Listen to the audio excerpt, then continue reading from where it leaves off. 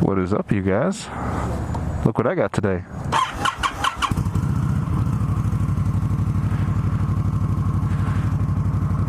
Interesting taco. Today I'm on an Indian Scout. Not the Scout 60, but just the Scout.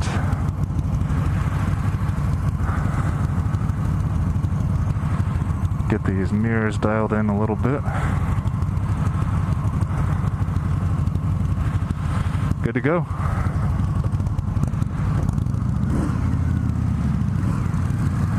Ooh, quick clutch engagement. Man, this thing is seated really low. Hello. Good looking out there, buddy. A lot of torque here, and such a lightweight package. Not something I'm used to in the 1400. So if I lean over, did that cancel it? Nope, did not. Oh man, this thing feels a lot lighter than I thought it was going to. First gear, shifting very smooth. This thing's a lot faster than I thought it was going to be. I know I'm only doing 30 miles an hour right now, but good lord. It's just not even trying to move me.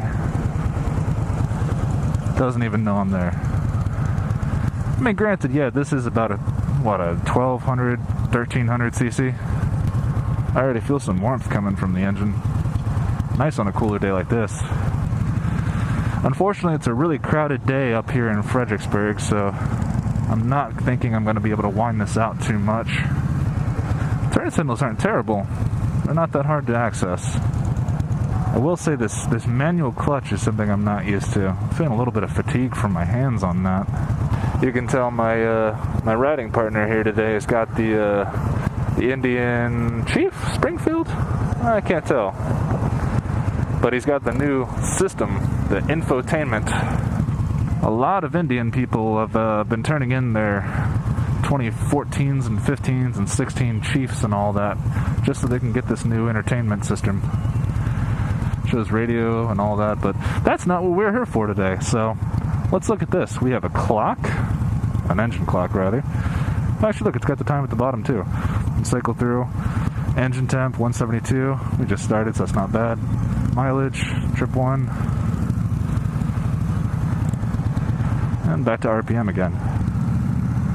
Wow, man, that manual clutch is no joke. Something to note in traffic. Hopefully that won't be too tiring. I'm sure you'll get used to it. So, as you can tell, I'm at a dealership today. So this is not my bike. But I'm just getting the feeler out for what's out there.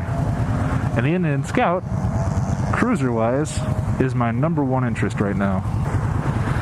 The mirrors are not bad. I kind of enjoyed the shape of these things. Get the nice wide angle while still having a little bit of height where you want it. Goodness gracious, though. Good thing neutral's easy to find. Let's get on out of here, man. Nope, not today. Yeah. Here we go. This has got to be it.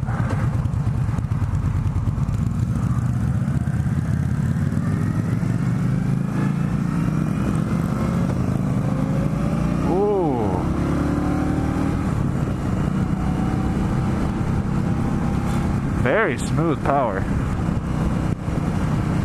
Chilling in third gear at about 3 grand. Very, very nice. Neutral's very easy to find. The shifting is very smooth. You can definitely feel the detents of the shifter. So it's not like you put it down and you have to worry about where you are. But even if you are, you got a handy little gear indicator there, so that's good. So far, the biggest complaint's definitely the manual clutch. I'm not used to that. But it's not much of a complaint. Just something to note if you live in a very rural area with a lot of stop and go. The turn signals are self-canceling. However, they're a lean angle detector and not necessarily a timing sensor. Not a whole lot of engine braking, but it's certainly there.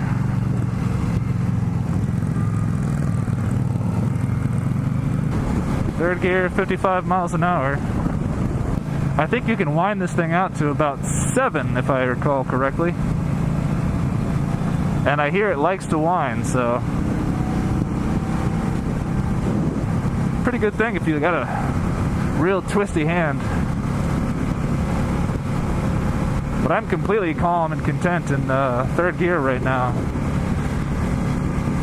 Right at about 60, so if you're riding the Scout 60, which you have the 6th gear removed, or rather 5th gear, that overdrive is probably going to be just fine. But if we click it down a little bit, it handles it. And clicking it up, 4th gear, 5th gear, and it stays pretty much right around the same rev range. So it's pretty content because it'll still pull very nicely. And 5th gear, and just to go overdrive, we have the 6th gear that the Scout 60 does not. And I'm resting in 2800 with pulling power, so pretty nice gearbox. I'm sure this thing is probably going to be fine at 80, 100 miles an hour. I'm not trying to be an Indian salesman by any stretch right now, but this thing has twice the warranty, which is also transferable than the bike I'm interested in also at the same time.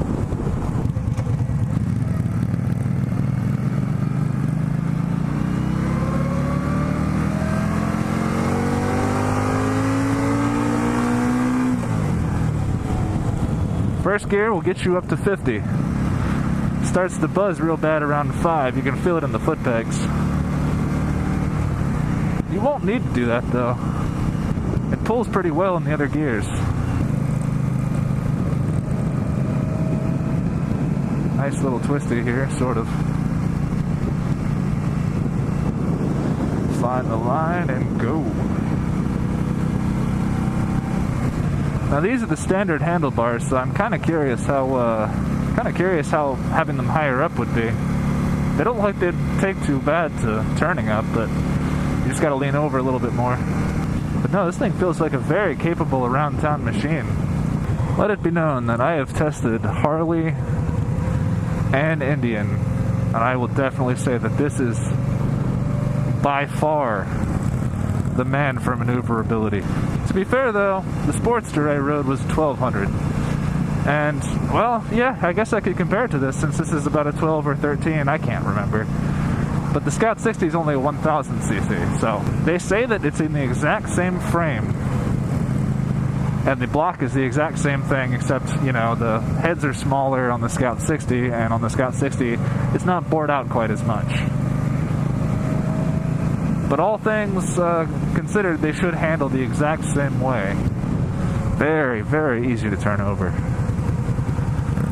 You just think about it and it goes. What's our engine temp at now? 179. Very cool. Very easy to engage the throttle too. Just look at that. Let the clutch off and you're going. You don't even really need any throttle. Some sport bikes are like that, but not so much this. And you got these guys taking a look at us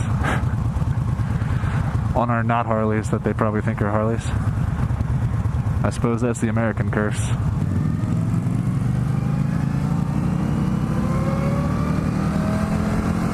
Yep, right around 5. That's where you start feeling the buzziness.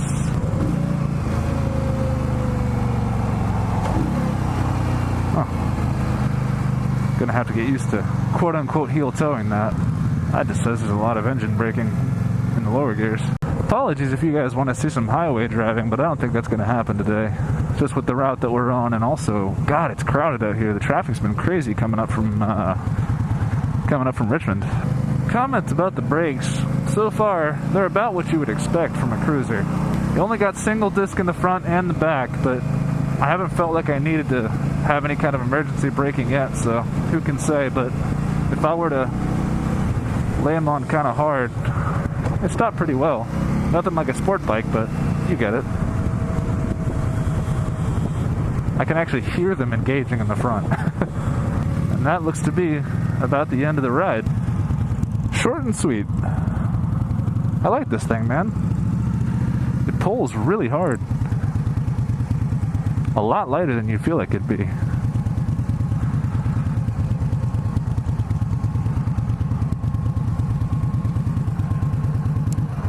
Well, thanks for watching, guys. See you later.